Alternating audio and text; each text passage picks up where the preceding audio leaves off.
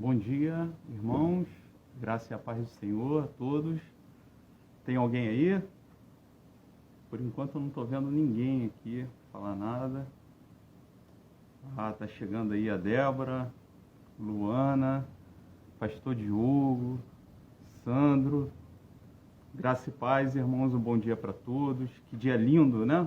Hoje eu estou aqui fora, estou conseguindo aqui desfrutar desse céu maravilhoso, desse ventinho. É difícil ventar aqui em Angra, né? Tá dando um ventinho bom, gostoso. Então, todo mundo chegando aí, a Lívia, não dá para ver todo mundo, Carolzinha, a Paz. Isso aí, já tem bastante gente, ó, 15, 18, conseguindo ver aqui, ó, 18 pessoas já acordaram, estão aí encarando esse desafio da EBF. O André falou no último culto que a EBF é a Escola Bíblica de Férias. Pode até ser, mas oficialmente é a Escola Bíblica da Família, tá bom? É um momento que a gente está separando, um momento para a gente refletir juntos, reunidos na nossa casa, com os nossos filhos. Mais uma vez, aquele que está sozinho, aquele que mora sozinho, está desculpado, André. Aquele que mora sozinho, aquele que não tem uma companhia, pode, de repente, dar uma ligada para a gente, mandar uma mensagem, ou quem sabe, ir para a casa do André para participar junto com ele lá, dessa EBF. Ele mandou uma foto hoje de manhã, falou que já tem um pessoal lá, já tem uma família, então acho que hoje terminou a vaga. Pode vir aqui para casa, pode vir aqui para a gente refletir juntos sobre essa palavra. Que Deus te abençoe, Cristina Adão, vendo tudo, né, Cristina? Tá conseguindo enxergar tudo, graças a Deus. Então, vamos orar? Já temos bastante gente aí, bastante gente já acordou, já está aí, pronto para a gente ler a palavra. A intenção não é a gente falar tudo aqui, mas fazer algumas perguntas, a gente refletir um pouco, porque o desafio é que você, na sua casa, pregue essa palavra. Reflita junto com seus filhos, com a sua filha, com seu pai, com seus amigos. Amém? Então o objetivo é esse. Vamos orar? Pai, nós te agradecemos. Muito obrigado por essa manhã. Obrigado porque a cada manhã as suas misericórdias são renovadas, Pai. Obrigado porque o Senhor é um Deus que faz o solitário viver em família, e nós estamos aqui nessa manhã como família do Senhor, com uma família que o Senhor separou e reuniu. Que o Senhor nos ajude, Pai, como família, que o Senhor nos ajude como comunidade a aprofundar esse relacionamento com o Senhor e a aprofundar o relacionamento uns com os outros. Toma esse momento de reflexão nas tuas mãos. Toma essa manhã diante do Senhor. É o que nós te pedimos, Pai, e te agradecemos no nome de Jesus. Amém. Amém, irmãos? Todos ouvindo bem aí? Estão ouvindo bem? O áudio tá bom? Eu queria passar para vocês o tema dessa manhã, já para vocês irem refletindo, tá? É Eliseu, o encorajador e o machado flutuante. Tá baixo? Vê se vai melhorar agora. Aumentou um pouquinho? Melhorou, graças a Deus. Vou ter que segurar um pouquinho assim. Acho que o microfone está muito baixo. Então, quem conhece ou quem se lembra dessa história do machado, do ferro do machado que flutuou? Levanta a mão aí, dá acena aí pra gente. Né? Muitos conhecem, quem não conhece vai conhecer agora. Nós vamos abrir nossas Bíblias lá em 2 Reis, capítulo 6.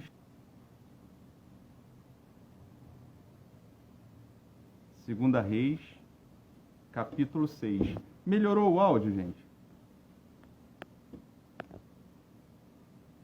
Melhorou? Tá dando joinha aí? Ah, que bom. Então, 2 Reis, capítulo 6. Vamos ler do 1 ao 7, para a gente conhecer essa história aí do machado que flutua, tá bom? Os discípulos dos profetas disseram a Eliseu: eis que o lugar em que moramos com você é pequeno demais para nós. Vamos até o Jordão, tomemos de lá cada um de nós uma viga e construamos um lugar para morar. Ele respondeu, vão.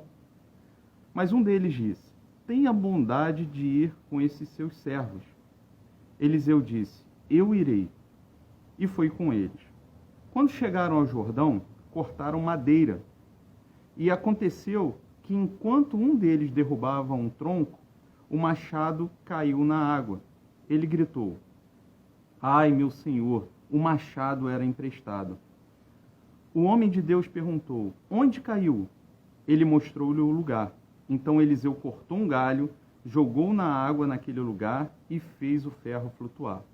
Então disse, pegue-o. O homem estendeu a mão e o pegou. Continua abaixo. Então, se a Kelly estiver me ouvindo aí e tiver um outro fone, meu amor, pega para mim, por favor, para a gente ver se melhora alguma coisa, tá bom?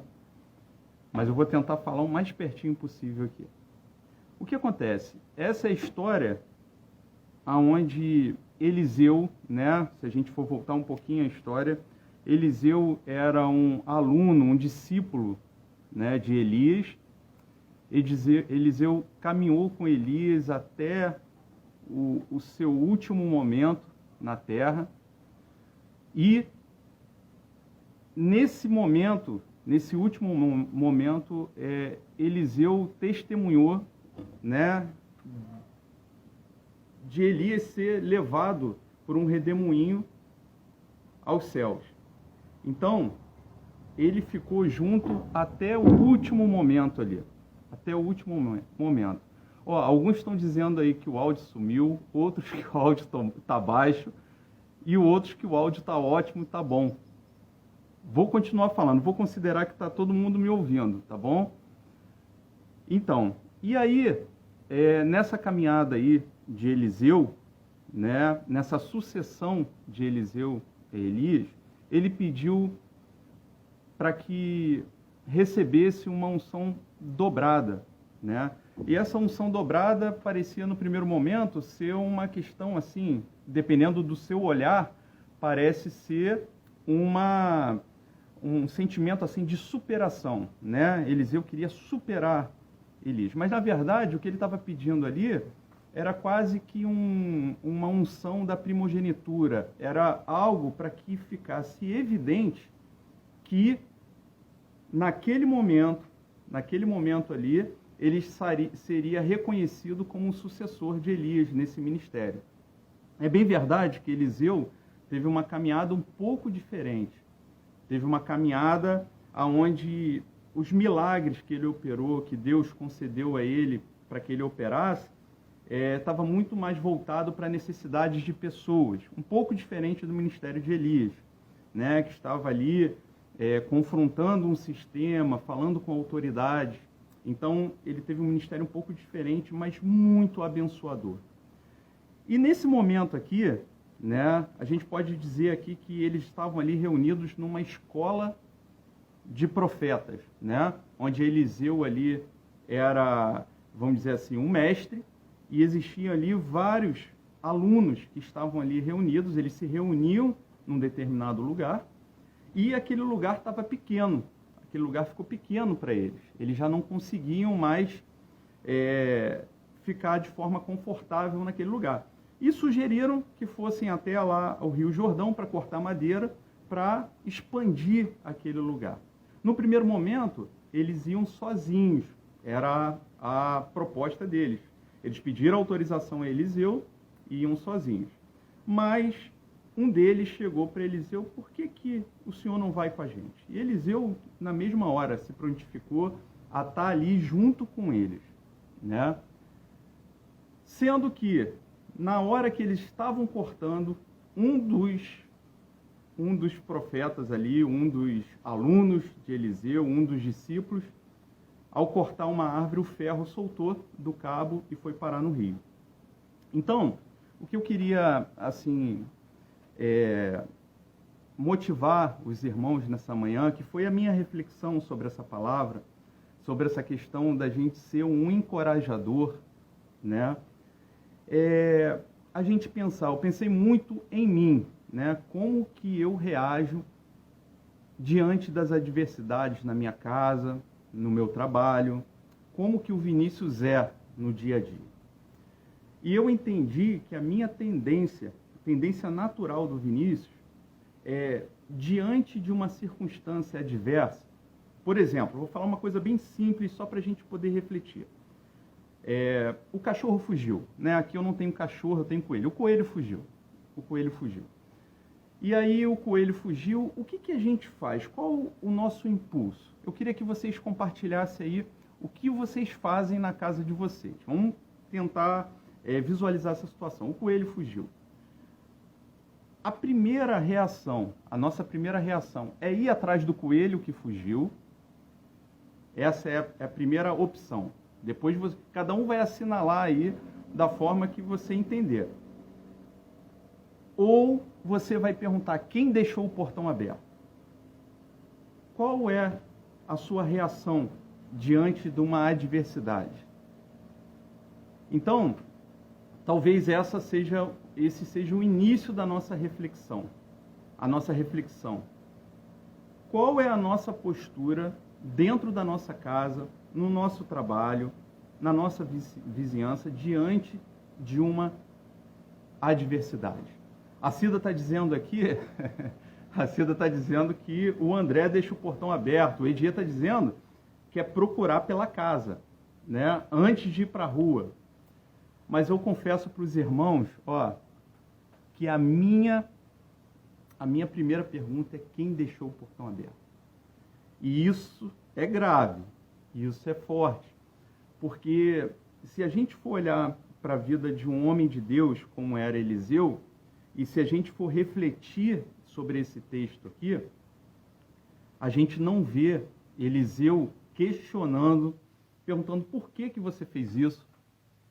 Será que você travou, né? Acho que é cunha que coloca lá para travar sei lá o nome, mas para travar o cabo no ferro, né? Para o ferro não se soltar. Por que você não travou bem travado o ferro do machado?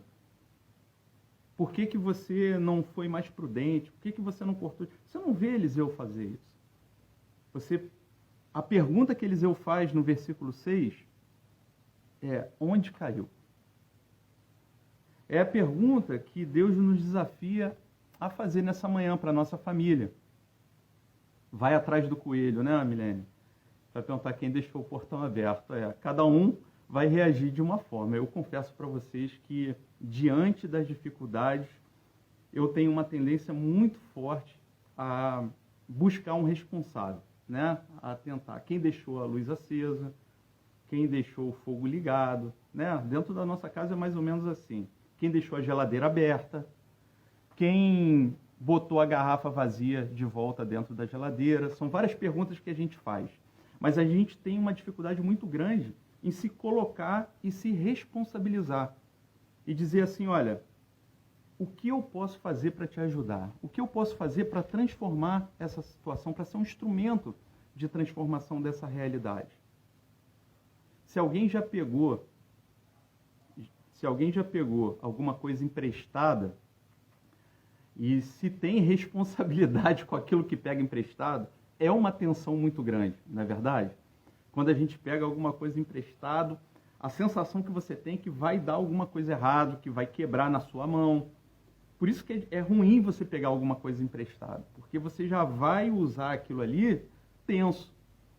E aí você fica pensando, será que o negócio já estava com defeito?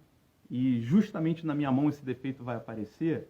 Então essa era a tensão desse discípulo de Eliseu, porque o machado não era dele, o machado era emprestado. E se você vê esse texto, né, a situação dele, ele está entre esse acontecimento do machado que flutua, ele está entre a cura de Naamã, no capítulo 5 tem aí, Naamã é curado de uma lepra. Olha que situação, uma situação complicadíssima, complexa demais. Se a gente for analisar esse texto aí, é um milagre assim brutal, não é verdade? E logo depois, Eliseu, ele é um homem de Deus usado para que o povo de Israel vencesse uma guerra contra a Síria. Então, diante desses dois milagres, né? Desses dois acontecimentos, meus irmãos, a gente pode pensar assim, um machado cair na água, isso aí é o de menos. Talvez eu reagisse assim, ó, deixa esse machado aí, rapaz, vamos embora, depois a gente explica lá, né? Depois a gente compra outro machado, depois a gente se reúne, faz uma vaquinha e dá um jeito, vamos embora, não vamos perder tempo com isso não. Então Deus, ele cuida da gente em todos os detalhes, né? Até naquele acontecimento que talvez não seja tão relevante diante de tanta dificuldade que a gente tem passado. Se a gente for olhar para o nosso cenário de pandemia, né, do que a gente está vivendo, é um machado cair na água. O que é um machado cair na água? Mas esse machado cair na água e esse machado flutuar significa muita coisa para a gente. Se a gente parar para refletir nesse texto, no primeiro momento tem algumas bíblias de estudo que nem dão explicação sobre esse acontecimento, né? Talvez, não sei qual o motivo, mas talvez não tenha tanta relevância. Então, o nosso desafio para essa manhã, eu queria encorajar, e eu sou o primeiro desafiado nessa manhã para refletir, para junto com a Kelly, com o Pedro, com o Bernardo, talvez sentar com eles e perguntar assim, olha, o que eu posso fazer para te ajudar? Quais são os dons e talentos? Qual a capacidade que Deus tem me dado para que eu possa usar e me responsabilizar a favor do outro, a favor da minha família, a favor do meu colega de trabalho? Eu vou falar para vocês que, apesar dessa dificuldade que eu tenho, eu estava refletindo já sobre essa palavra já há algum tempo, e eu vou falar para vocês o que aconteceu, acho que vai dar tempo, são 9h15. Sexta-feira eu peguei um carro emprestado, um carro com meu vizinho, né? E toda vez que você pega alguma coisa, como eu disse, a gente já fica tenso. Eu precisava pegar uns móveis num lugar que um amigo está vendendo. O Carlos Augusto da Sandra está vendendo alguns móveis, alguns utensílios lá da escola dele, já vou anunciar aqui, num preço bem interessante, e ainda está à venda. A escola lá está aberta de 8 às 17, se eu não me engano, e eu me interessei em algumas coisas lá, e peguei uma caminhonete emprestada e fui buscar esses móveis. Comprei dele lá alguns móveis para botar lá na empresa. Levei uma pessoa comigo, levei um colaborador lá da empresa comigo. Segundo ele já teve caminhão, é um especialista em travar carga, tem os laços, os nós, consegue montar tudo direitinho, travar, nada se perde. Essa era a proposta dele de ir comigo. E aí eu levei ele e fui lá buscando os móveis e deixei ele lá embaixo, né, na rua com a caminhonete, preparando tudo, travando, acomodando, organizando. E aí, quando eu voltei para o carro, já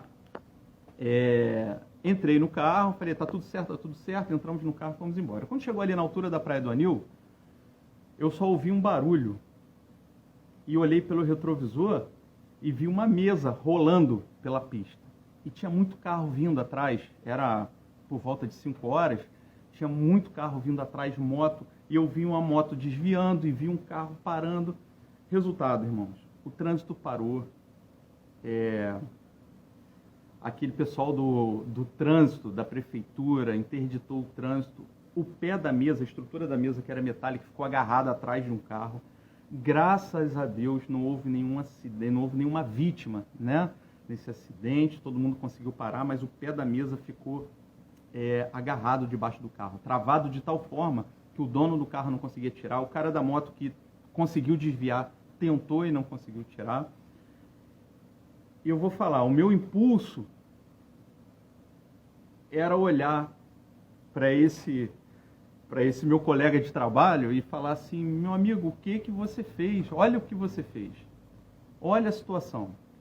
Mas eu consegui, graças a Deus, talvez por estar refletindo sobre esse machado aí que caiu, eu consegui focar em resolver o problema. Eu consegui ir lá abaixar, ficamos abaixados, o dono do carro muito tranquilo, nós conseguimos afastar o carro, colocamos o macaco, soltamos o ferro, perdi a mesa, mas ninguém se perdeu. E eu também me senti feliz por não ter desperdiçado aquele momento, desperdiçado aquela oportunidade de me colocar à disposição para ajudar, ao invés de encontrar um responsável para esse acontecimento. Sexta-feira agora isso aconteceu. Então, quantas coisas acontecem na nossa vida, quantos acidentes, quantas tragédias a gente testemunha na vida do outro e a gente vai buscar um responsável. Com relação a tudo que está acontecendo no nosso país, a gente vê, vamos pensar, vamos refletir, a gente vê mais gente, lá em Manaus, por exemplo, está faltando oxigênio, está faltando estrutura. A gente perde mais tempo tentando arrumar um responsável, o responsável é o governo federal, é o governo estadual, os políticos são responsáveis, ou a gente se coloca numa posição de alguém que foi chamado por Deus para abençoar, para ajudar. O que a gente pode fazer como igreja para abençoar o povo de Manaus? O que a gente tem feito como igreja? E aí eu entendo que nós somos uma igreja que tem essa característica de ajudar, de ser solidário. A gente vê lá pela casa que a igreja está adquirindo lá para a irmã Mariquinha, isso, lá em Jussara.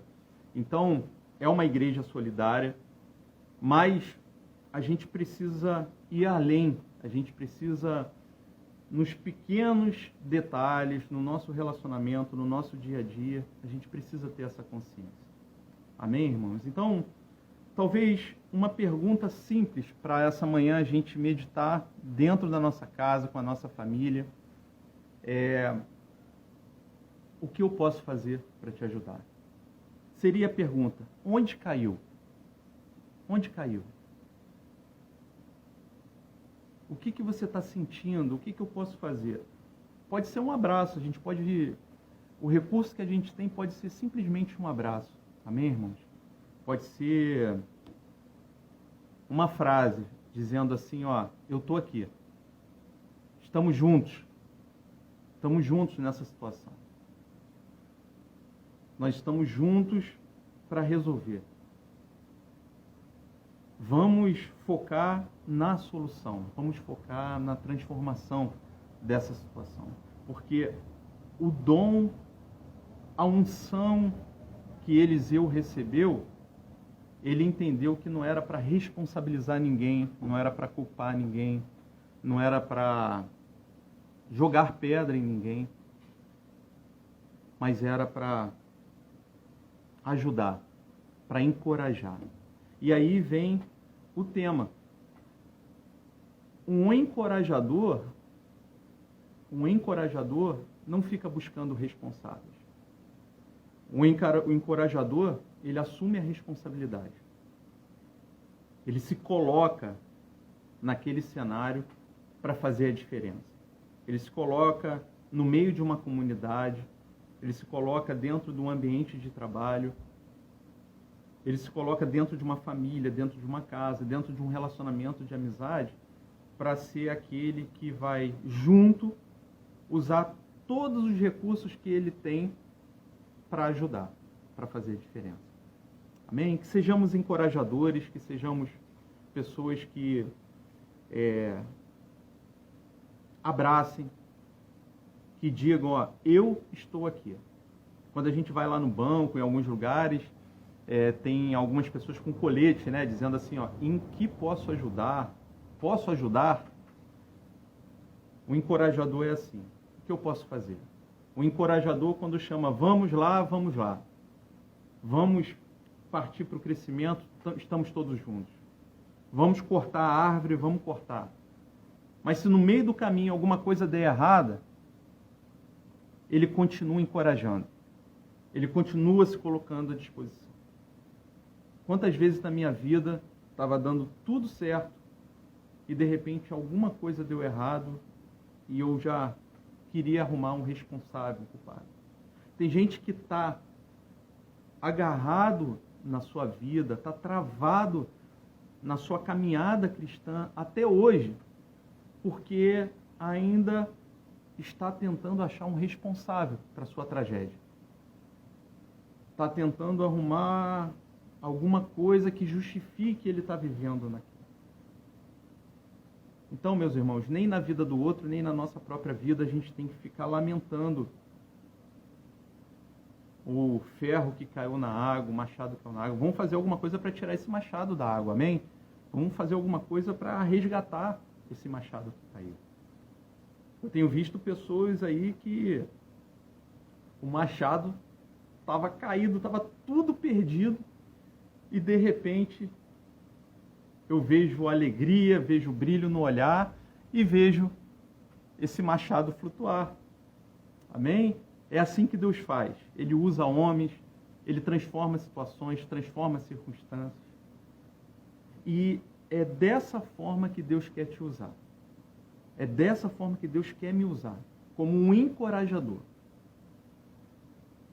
É muito fácil para a gente, né, falando um pouco dos jovens, é muito fácil para a gente falar assim, ó, existe aí uma geração perdida.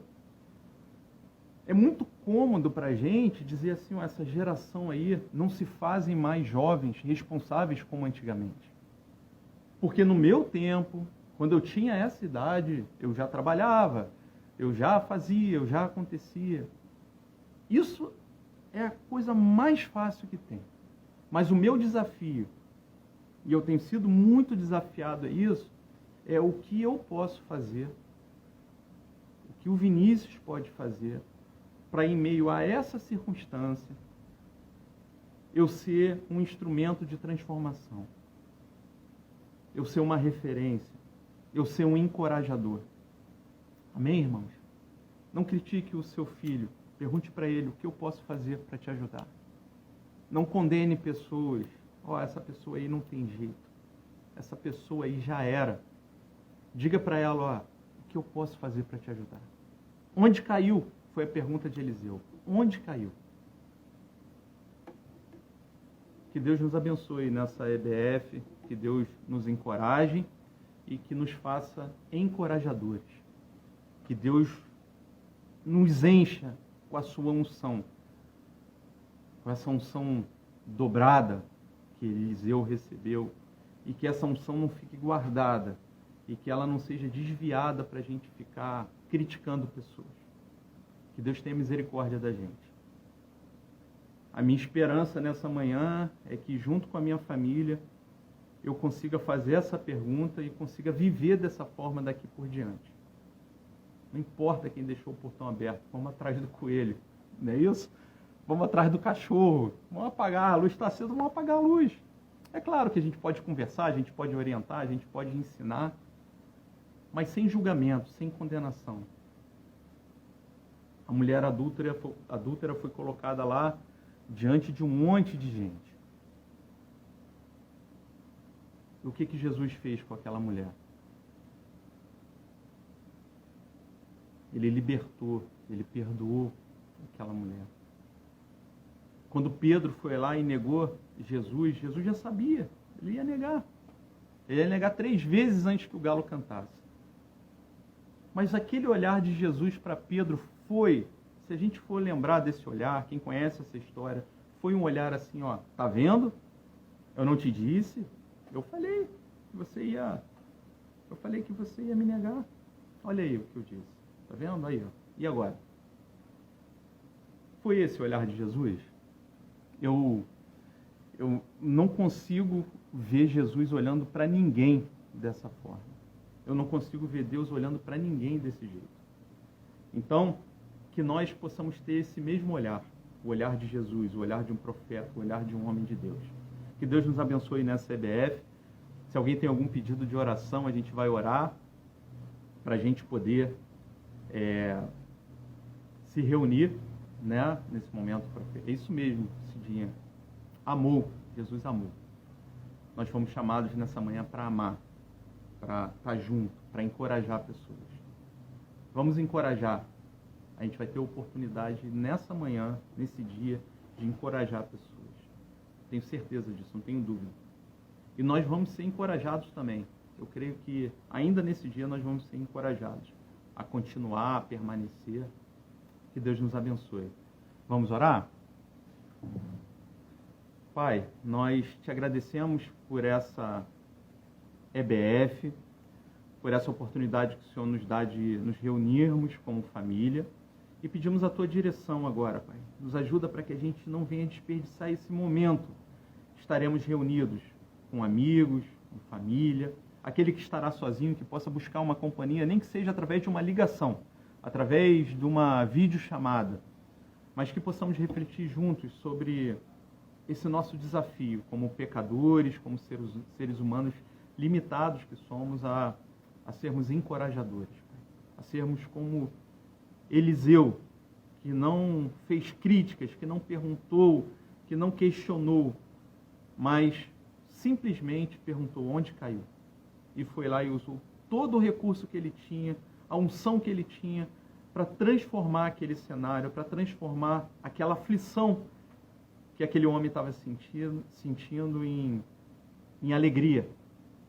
Que Deus nos ajude, Pai, que Deus tenha misericórdia de nós. É o que nós oramos nessa hora, para que o Senhor nos ajude, para que o Senhor nos dê os recursos necessários para que a gente possa encorajar pessoas. No nome de Jesus nós oramos. Amém. Amém, irmãos? Que Deus abençoe, que Deus nos dê um tempo bom agora, tá bom? Fiquem na paz. Um ótimo dia, um ótimo domingo a todos.